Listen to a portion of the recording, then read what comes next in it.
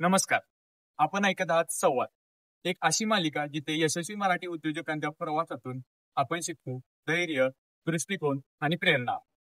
आज आपण आलो आहे सलगर फूड्स प्रायव्हेट लिमिटेड. आज आपण भेटणार आहोत अशा व्यक्तीला ज्याने एक कप चहा विकत विकत हजारो लोकांच्या आयुष्याला नवी चव दिली.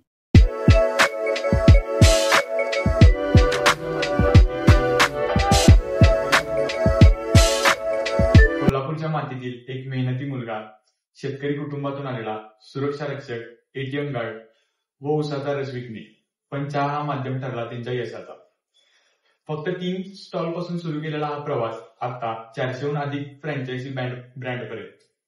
सलगर अमृततुल्यचे संस्थापक श्री दादू सलगर. नमस्कार सर. नमस्कार सर. तर आपण काही प्रश्न घेऊ जे प्रेक्षकांना आणि नव उद्योजकांना खूप उपयुक्त ठरतील. सर, तर पहिला प्रश्न आपला असा आहे की सुरुवात करताना तुम्हाला मोठा अडथळा कोणता आला? मी माझ्या आयुष्यात एक 10-15 वर्ष स्ट्रगल करत चालतो. प्रत्येक वर्षी एक व्यवसाय चेंज करत, जो व्यवसाय चालत नव्हता तो चेंज करायचा, परत नवीन करायचा. मी ही प्रत्येक अडथळे पार करत, आता हा सुद्धा चहाचा एक अडथळाच होता, चालेल की नाही ही खूप भीती होती. पण चालू करताना मी कधी ठरवलं नव्हतं की माझा एखादा ब्रँड होईल किंवा ब्रँड करायच्या ह्या हिशोबाने मी नाही चालू केलं होतं. फक्त एक सिजनेबल माझा रसवंतीचा पहिला व्यवसाय होता आणि त्याला कुठेतरी पावसाळ्यात सपोर्ट होईल म्हणून हा व्यवसाय चालू केला होता.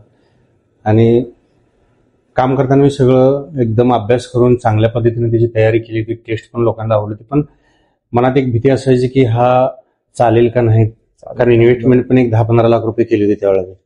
तर सिक्युरिटी गार्ड पासून ते उद्योजक होण्यापर्यंतचा टर्निंग पॉईंट तुमचा कसा आहे?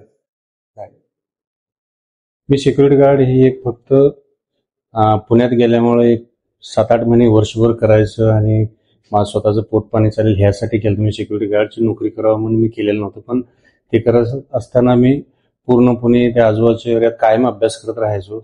आणि 8-10-15 वर्षात इतकं डीपमध्ये प्रत्येक गोष्टीत काम करताना त्याचा पूर्ण त्याच्या तळापर्यंत जाऊन मी नवीन व्यवसाय करायचो.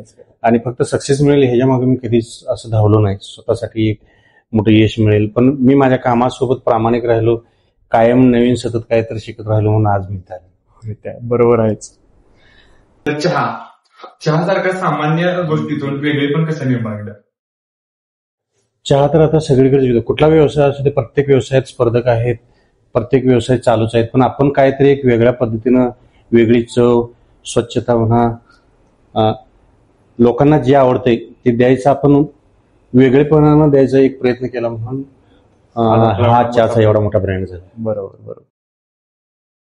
मी पहिला एक 8-10 वर्ष फेरीवाला म्हणून रस्त्यावरच काम करत होतो, पण ज्यावेळेला चहा विकायचं डोक्यात आलं त्यावेळेला मी ठरवलं की आता मार्केटमध्ये चहा तर भरपूर विकतात, पण आपण त्यांच्यापेक्षा वेगळ्या पद्धतीनं, वेगळी चव, वेगळ्या स्टाईलने म्हणा, थोडंसं म्हणजे ब्रँड करायचं पण हे नव्हतं, पण करतानाच एक चांगल्या पद्धतीने करायचं आणि एक वेगळं पण लोकांना द्यायचं, ह्याने मी चहा चालू केली. तर मग सर, सलगर अमृततुल्य हे नाव ठेवायची प्रेरणा आपल्याला कुठून आली? म्हणजे मी ज्यावेळेला फेरीवाला म्हणून काम करायचं आणि छोटे मोठे असे बरेच उद्योग करायचो की नाही, त्यावेळेला मी वेगळी नाव ठेवून बघितली. आणि ज्यावेळेला माझा एखादा व्यवसाय चांगला चालायचा त्यावेळेला लोक लगेच ती कॉपी पण करायची, कारण आपलं ट्रेडमार्क रजिस्ट्रेशन वगैरे काहीच नसायचं. मग ठरवलं की परत हे असं पुढं होणार, स्वतः जर आडनाव लावलं तर कोण ही कॉपी करू शकणार नाही, मी सलगर हे नाव ठेवलं. तर मग ब्रँडिंग आणि क्वालिटीमध्ये तुम्ही कशाला प्राधान्य द्याल, ब्रँडला की क्वालिटी? क्वालिटी. तर तुम्ही 400हून अधिक फ्रँचायझीमध्ये पोहोचलात, तर ही वाढ झाली, त्याचं तुम्ही मॅनेजमेंट कशा प्रकारे करता? म्हणजे 400 फ्रँचायझी म्हणजे खूपच झाला, त्याचं मॅनेजमेंट तुम्ही कशा पद्धतीने करता? टीम आहे आपली आणि सिस्टीम एकदम सोपी आहे. जी प्रोसेस आहे ती लोकांची एकदम सोपी आहेत, कोण पण करू शकते. जिथल्या फ्रँचायझी आउटलेटमधले असू द्या, इथलं जरी असलं तरी असं किचकट एवढं काही काम नाही. आणि आपली एक 20-25 जणांची एक महिलांची टीम आहे, हे सगळं सांभाळतात. तर मग आपल्या ब्रँडमध्ये महिलांना जास्त प्राधान्य आहे का सलगर अमृततुल्यमध्ये? महिलांना. व्यवसाय करताना तुम्ही ज्या 3 तत्वांवर ठाम राहिला, ती तत्व कोणती? एक पहिलं क्वालिटी, स्वच्छता आणि सगळ्यांच्या पेक्षा काहीतरी वेगळं करायचं. होय, वेगळेपणा म्हणून तर आजपर्यंत 400हून अधिक तुमच्या फ्रँचायझी आहेत. तुमची टीम कशी तयार झाली?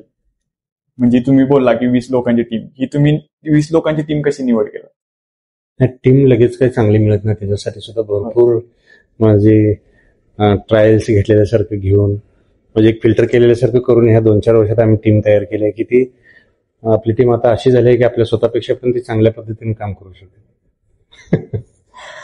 तुमच्या मते स्पर्धा आवश्यक आहे मार्केटमध्ये?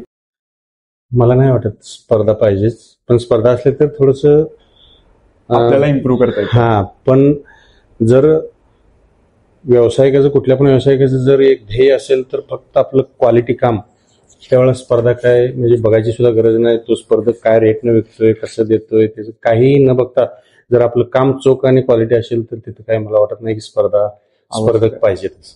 बरोबर. तर आपण एक छोटासा रॅपिड फायर राऊंड घेऊया. त्यात मी साधे सोपे प्रश्न विचारणार, तुम्ही एका शब्दात त्याचं उत्तर द्या. तर सकाळीची सुरुवात तुम्ही योगापासून कराल की मोबाईल? 1-2-4 मिनिट तर पहिलं मोबाईल घ्यायला जाणार. मग व्यवसाय की नोकरी? व्यवसाय.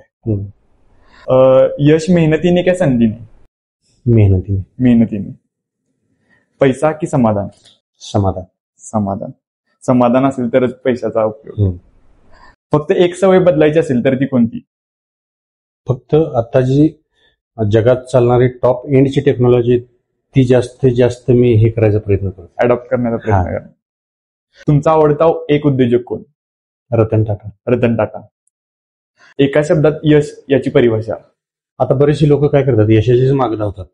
बरोबर. पण त्यांचं जे काम करतात म्हणजे एखादं काम असू दे किंवा व्यवसाय असू दे, त्या व्यवसायाकडे लक्ष किंवा त्या क्वालिटीकडे, त्याच्या नवीन जे रिसर्च असतात त्याच्याकडे लक्ष न देता बरेचसे लोक आज पैसा आणि यशाचीच माग धावतात. जर आपण क्वालिटी आणि आता नवीन जी ऍडव्हान्स जी टेक्नॉलॉजी म्हणा, ह्या सगळ्यांच्या ह्याच्यात जर काम केलं तर यशाच्या मागे धावायची गरज नाही. यश मग तुम्ही कसं काम कराल? काम टीम बरोबर कराल की एकटं कराल? कोणतं एक स्पेसिफिक असेल तर? टीम सोबत शक्य. Team work. सोशल मीडियामुळे शॉर्टकट टू सक्सेस, आत्ताच्या तरुणांना हे जास्त वर्ड हे जास्त युजफुल आहेत. म्हणजे शॉर्टकट टू सक्सेस म्हणजे शॉर्टकटनं सक्सेस लागतो आत्ताच्या तरुणांना. तर याबद्दल तुमचं काय मत आहे किंवा तुम्ही तरुणांना काय संदेश द्याल? शॉर्टकट यश हे कधीच दीर्घकाळ टिकत नाही पहिलं. आणि आता जी मी पिढी बघतोय की म्हणजे आता माझ्या ह्या इंडस्ट्रीमध्ये तर बघतोय माणसांची गरज तर भरपूर आहे. बरोबर. मुलं पण भरपूर अशी बेरोजगार फिरतात, पण त्यांना असं काम नको आहे. कारण मी आता ह्या फॅक्टरीचं जे काम केलं तर बरेच 90% काम हे परराज्यातली माणसांनीच केलेलं आहे.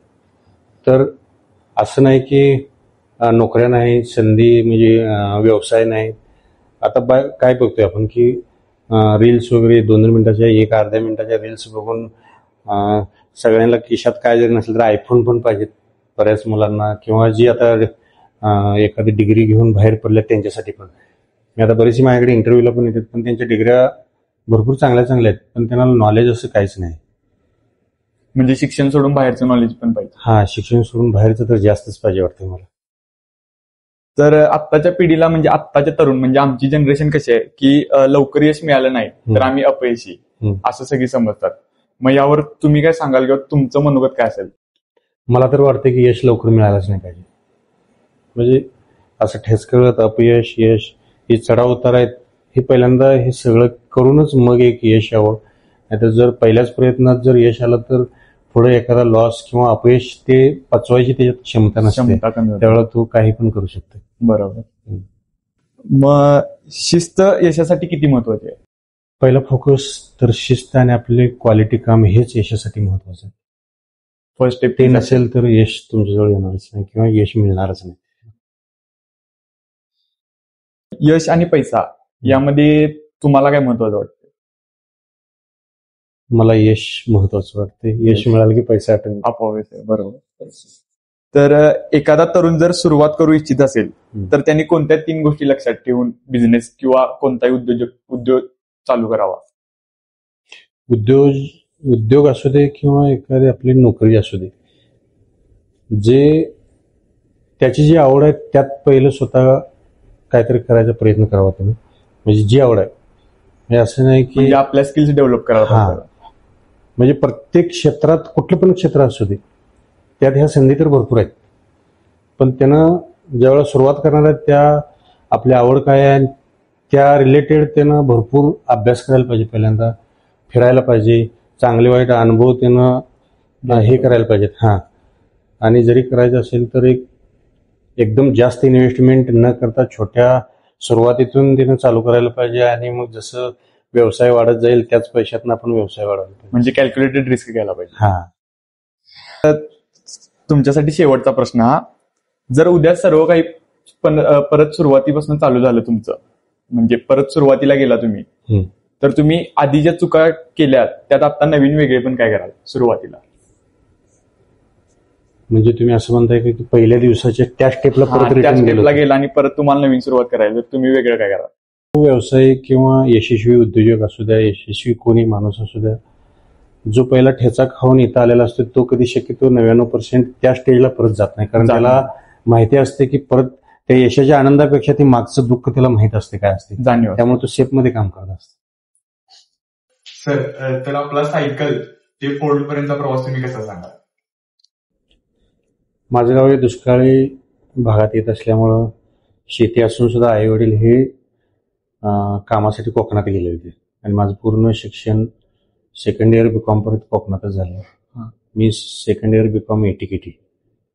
मग नंतर वाटायला लागलं की आपण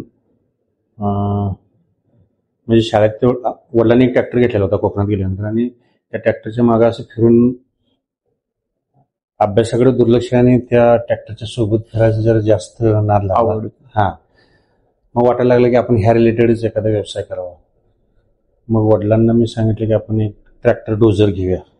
वडिलांचा व्यवसाय पण तिकडं थोडासा लॉसमध्ये असल्यामुळं वडील पण तयार झाले आणि पहिला एक ट्रॅक्टर होता आणि अजून एक आम्ही ट्रॅक्टर डोजर घेऊन सगळेजण कोकणातून गावाकडे आलो. काही अनुभव नसताना म्हणजे व्यवसाय म्हणजे काय आणि तो ट्रॅक्टरचा व्यवसाय चालेल की नाही हे पण माहीत नव्हतं. न अभ्यास करता चालू केलेला हा व्यवसाय आणि ते धाडस आणि दोन्ही ट्रॅक्टर घेऊन गावाकडे गेलो. एकतर आई वडील दुष्काळामुळे गाव सोडून तिकडे गेलेले आणि मी परत ती ट्रॅक्टर घेऊन परत दुष्काळी भागात आलो. हां, 1-2 वर्ष आम्ही काम केलं ट्रॅक्टरवर, पण एवढं वाईट अवस्था शेतकऱ्यांचीच होती. त्यामुळं व्यवस्थित कामं लागायची नाही आणि काम केलं तर वेळेत पैसे मिळायचे नाहीत. मग घरात हप्ते तटायचे, वाद व्हायचे, भांडणं व्हायची. मग 1-2 वर्ष बघून परत मी ठरवलं की आपली शेती आहे, पावसाळ्यात ट्रॅक्टरचं काय असं काम पण नसतंय. मग 1-2 एकर द्राक्षे लावायचं ठरवलं. 2 एकर द्राक्षे पण लावले आणि त्यावेळेला 2003-04ला सलग 2-3 वर्ष दुष्काळ पडला. एक 7-8-10 बोर मारल्या, त्याला पण पाणी लागलं नाही. मी एवढी भांडणं व्हायला लागली की घरात न सांगण्याच्या पलीकडे. आणि त्याच मला वाटतं 2000 त्या सगळ्या काळातच हे सगळं प्रॉब्लेम तर चालू होतं आणि त्यातच माझं लग्न झालं. परत आणि त्या भांडणात भरच पडली. मग अक्षरशः भांडणाला एवढा वैतागलो की मी भांडणं म्हणजे असं वाद व्हायचे. ज्यावेळेला घरात पैसा नसतो त्यावेळेला वाद हे सगळ्यांच्याच घरात होत असतात. मग वाटायला लागलं की आपण इथं काय ओके वाटत नाही तर आपण, आणि मी रोज कसं सकाळ पुढारी त्यावेळेला आपण वाचायचो पेपर. मग त्या पेपरमध्ये जाहिराती असायच्या की 10वी पास 12वी पास मुलं मुली कामासाठी पाहिजेत, पगार 15,000. त्यावेळेला मला तर वाटायचं मी 10वी 12वी पर्यंत माझे मार्क चांगले आहेत आणि मला कुठं पण असा जॉब लागू शकते. आणि त्यावेळेला 15,000 म्हणल्यानंतर भरपूर असायचो. पण ते जॉब काय आहेत लागतात की नाही ही पण काही माहित नव्हतं. मग एक दिवस धाडशी असा निर्णय घेतला की आपण आता हे घर सोडून जायचं. त्याच्या अगोदर माझा एक मित्र आहे, म्हणजे माझ्या मित्राचे मामा पुण्याला रयत शिक्षण संस्थेत एक प्राध्यापक म्हणून होते आणि त्यांनी शेळीपालन चालू करणार होते, पण त्यांना चांगला माणूस पण मिळत नव्हता. माझ्या मित्राला मी सांगितलं मी आहे बघ तुझे मामा करतात काय. मी आणि माझा मित्र मामांना जाऊन भेटलो त्यांच्या. त्यांनी म्हणले आमच्या कामाचा माणूस आहे. तिने पण मला सांगितलं की आपण सुरुवात छोट्यातनं करूया. आम्ही 50 पिल्लं आणायची. त्यांनी सांगितलं की आता सध्या सुरुवातीला आपण काय करूया, छोटी पिल्लं आणायची, 2-4 महिने सांभाळायची आणि विकायची. मग आम्ही दोघं पण बाजारात पिल्लं खरेदी करायसाठी गेलो आणि नेमकं एवढं पहिल्याच जी खरेदी होती तिथंच आमचं चुकलं होतं. कारण ती जी खरेदी झाली होती आमची बकरी ईदच्या बाजाराच्या दिवशी, आणि बकरी ईदच्या दिवशी मार्केट हे 30-40% जास्त असतात रेट. खरेदी केल्यानंतर ते आम्हाला कळालं. तिथंच पहिल्यांदा फसलो होतो. तरी पण आता त्याला पर्याय तर काय नव्हता. 1-2-3 महिने आम्ही ती वाढवली, पण त्या आईचं दूध सोडून आलेली पिल्लं कटिंगला आणली जातात बाजारात, ती पाळायसाठी चालत नाही. ती आम्ही पाळण्यासाठी आणली होती. आणि कसं ती दूध सोडल्यानंतर लगेच ते डिप्रेशनमध्ये गेल्यासारखे असतात आणि त्यांची म्हणावं अशी इतकी वाढ होत नाही. मग आम्ही 2-3 महिन्यानंतर ज्या रेटला घेतली होती त्याच्यापेक्षा 5-6 हजार लॉसमध्ये विकली. सर पण नाराज झाले. मग मी ठरवलं आता इथनं पुण्याला जायचं. पेपरमधल्या जाहिराती वाचायचो ना, ते एक धाडस होतं माझ्यात की तिथं कुठेतरी जॉब लागेल. मग पुणे गाठलं. पुण्यात जाऊन मी रोज 2-4 पेपर घ्यायचो, त्यातल्या जाहिराती बघायचो, फिरायचो. जिथे जायचो ते सगळे जॉब हे मार्केटिंगचे असायचे. तशा पद्धतीचे आता सुद्धा ज्या पेपरमध्ये जाहिराती असतात त्या सगळ्या मार्केटिंगच्या असतात. मग 1 महिना माझ्या खिशातलं पैसे सगळं संपलं तरी मला कुठे जॉब लागेना. मग आता परत घराकडे जायचं नाही तर काहीतरी का पडेल ते काम करायचं. पण एक ठरवलं होतं की मी गवंड्याच्या हाताखाली काम करेन, पण परत घराकडे जायचं नाही. मग शेवटी एकट्याने सांगितलं असाच एक सिक्युरिटी गार्डची कंपनी आहे, तिथे लागतंय का बघ. मग ग्रुप 4 म्हणून एक सिक्युरिटी कंपनी आहे इंटरनॅशनल, तिथे इंटरव्ह्यू दिला आणि मी नशिबानं तिथे जॉईन झालो. त्यावेळेला मला 2650 रुपये पगार होता 8 तास ड्युटीला. आणि खूप कडक, म्हणजे मला वाटतं आता तुम्ही गुगलवर सर्च करून बघितला तरी G4 म्हणून आहे, G4S जगातली सगळ्यात मोठी सिक्युरिटीमधली कंपनी आहे ती. तिथं एक वर्षभर काम करायचं ठरवलं, कारण पोटाला तर पाहिजे तिथं पुण्यात राहायचं म्हटल्यानंतर. पण एकच ठरवलं की मी पुण्यात राहून काहीतरी चांगला अभ्यास करून शिकून इथनं जायचं. कारण त्यावेळेला मी शेतीची आवड भरपूर होती. मग शेती रिलेटेड मुळशी आजूबाजूचा जो परिसर आहे तिथे ग्रीन हाऊस भारतात सगळ्यात जास्त तिथंच होतात. मग तिथे शेतकऱ्यांना जाऊन भेटायचं, अभ्यास करायचो. पण नंतर विचार केला की त्याच्यासाठी पण इन्व्हेस्टमेंट भरपूर आहे. आता आपण काहीतरी करायचं म्हणलं तर छोट्यातून सुरुवात करायला पाहिजे. हे सगळं करत असताना या मधल्या वेळेत कुठं पण म्हणजे मुंबई, हैदराबाद, बेंगलोर, पुणे कुठली एक्झिबिशन मी चुकवत नव्हतो. प्रत्येक एक्झिबिशनला जाऊन नवीन आणि काय करता येईल का हे बघत होतो. आणि माझ्याकडे जी मुलं होती दुष्काळ भागातली, स्वीट कॉर्न आणि रसवंती तर व्यवस्थित चाललं होतं, पण त्यात कॉम्पिटिशन पण भरपूर असायचं. असं एखादा कधीतरी वाटायचं की मला आपल्याला एक असा एखादा व्यवसाय असावा की तो 12 महिने थोडं का असे ना पण व्यवस्थित चालणार, 12 महिने सिजनेबल नको, लॉंग टाइम पाहिजे. हां. मग चहासाठी थोडासा अभ्यास केला आणि चहाचं डोक्यात आलं. आणि ह्या दुष्काळी भागातली जी मुलं माझ्याकडे होती त्यांना पण एक कायमस्वरूपी रोजगार होईल असं, म्हणजे एक ब्रँड करावा, एखादं ही फ्रँचायझी द्यावं, ह्यानं मी केलेलंच नव्हतं. फक्त माझी त्या जी कामाला मुलं होती त्या पोरांचा पगार आणि माझा पावसाळ्यातला जो खर्च आहे तो जरी निघाला तरी पण ह्या चहाच्या व्यवसायात मी समाधान होतो. पण ज्यावेळेला चहा चालू करायचं डोक्यात आलं त्यावेळेला मी ठरवलं की त्याची चांगली टेस्ट डेव्हलप करायची. मग 5-6 महिने मी रोज वेगवेगळ्या पद्धतीने चहा करायचो, मित्रांना प्यायला द्यायचो, त्यांचा फीडबॅक घ्यायचो, परत चेंजेस करायचो, असं चालूच होतं रोज. ज्यावेळेला एक फायनल स्टेजपर्यंत आलो त्यावेळेला ठरवलं की जिथं आपल्या रसवंती आहेत त्याच ठिकाणी आपण चहा चालू करायचं. आणि अपेक्षा ठेवली होती आम्ही प्रत्येक ठिकाणी 3,000 ते 4,000 रुपये होतील. 3-4 हजार कलेक्शनला मी समाधानी होतो. आणि 2 जुलै 2018ला मी सांगली पठार टोल नाका आणि शिये टोल नाका या 3 ठिकाणी चालू केलं. आणि पहिल्याच आठवड्यात आम्ही प्रत्येक आउटलेट ही 14,000 ते 15,000 पर्यंत गेलो. अपेक्षापेक्षा जास्त झालं. हां. मग लोक स्वतःहून फ्रँचाईज मागायला लागले. फ्रँचाईज म्हणजे काय हे मला माहीत नव्हतं. मग थोडासा त्याचा अभ्यास करून मग जानेवारी 2019 पासून आम्ही फ्रँचाईज मॉडेल चालू केलं. आणि आज ह्या 5-7 वर्ष झाले आता 5 राज्यात 400+ आपल्या शाखा आहे. तर तुमच्या या आतापर्यंतच्या प्रवासात तुमच्या कुटुंबाचा कसा सपोर्ट होता, खास करून तुमच्या आई वडिलांचा आणि पत्नींचा? आई वडिलांचा एवढा काय नव्हता कारण ते गावाकडेच असतात. फक्त आम्ही फॅमिली एवढंच आहे. मिसेसचा सपोर्ट असायचं, जे सांगितलेलं काम तिने मागं करायची व्यवस्थित. तर सर तुम्ही स्वतः किती वेळा दिवसातून चहा घेता? मी काय ना अनलिमिटेड घेतो. काय त्रास जेव्हा वाटेल तेव्हाचा. तर आता आपल्या ब्रँडमध्ये चहा आहे, चहा बरोबर आणि काय काय तुम्हाला पुढे चालू करायचं नवीन प्रोडक्ट? आता ऑलरेडी आहेत, कमीत कमी आपली 17-18 प्रोडक्ट आहेत. चहा, कॉफी, गुळाचा चहा आहे, गवती चहा आहे, आईस टी आहे. आईस टी आत्ताच्या जनरेशनला टार्गेट करून की नवीन प्रोडक्ट करायचाच होता तो? नाही, उन्हाळ्यात थोडंसं प्रॉब्लेम असतात ना सेलचं चहाचं पण. मग चहा आपलं आईस टी, लस्सी, ताक, कोल्ड कॉफी 4-5 कोल्ड मधले पण प्रोडक्ट आहेत. प्रोडक्ट. तुमचा साधेपणा यश मिळाल्यानंतरही अगदी तसाच आहे, तो कसा? ते यश आमच्या अंगात गेलेलंच नाही. जाणीव असल्यामुळे. हा. जसं आहे, म्हणजे गाडी जरी माझ्याकडे आता फोर्ड इंडियावर जरी असली तरी पण जसा मी सायकलवर फिरतो तर तसंच आहे. सर, चहासारख्या सामान्य गोष्टीतून तुम्ही वेगळेपण कसं निर्माण केले? मी पहिले एक 8-10 वर्ष फेरीवाला म्हणून रस्त्यावरच काम करत होतो, पण ज्यावेळेला चहा विकायचं डोक्यात आलं त्यावेळेला मी ठरवलं की आता मार्केटमध्ये चहा तर भरपूर विकतात, पण आपण त्यांच्यापेक्षा वेगळ्या पद्धतीनं, वेगळी चव, वेगळ्या स्टाईलने म्हणा, थोडंसं म्हणजे ब्रँड करायचं पण हे नव्हतं, पण करतानाच एक चांगल्या पद्धतीने करायचं आणि एक वेगळं पण लोकांना द्यायचं ह्या ह्यानं मी चहा चालू केला. तर मग सर, सलगर अमृतुल्य हे नाव ठेवायची प्रेरणा आपल्याला कुठून आली? काय झालं, म्हणजे मी ज्यावेळेला फेरीवाला म्हणून काम करायचो ना, छोटे मोठे असे बरेच उद्योग करायचो की नाही, त्यावेळेला मी वेगळी नावं ठेवून बघितली. आणि ज्यावेळेला माझा एखादा व्यवसाय चांगला चालायचा त्यावेळेला लोक लगेच ती कॉपी पण करायची, कारण आपलं ट्रेडमार्क रजिस्ट्रेशन वगैरे काहीच नसायचं. मग ठरवलं की परत हे असं पुढं होणार, स्वतः जर आडनाव लावलं तर कोण ही कॉपी करू शकणार नाही, ह्यानं मी सलगर हे नाव ठेवलं. हा. चालेल सर, धन्यवाद. आपला मौल्यवान वेळ दिल्याबद्दल आपल्या पॉडकास्टला धन्यवाद.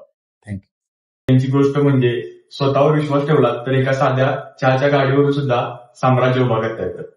पुन्हा भेटूया एका नवीन यशोगाथेसोबत. तोपर्यंत एक कप चहा घ्या आणि पुढे चालत राहा. धन्यवाद.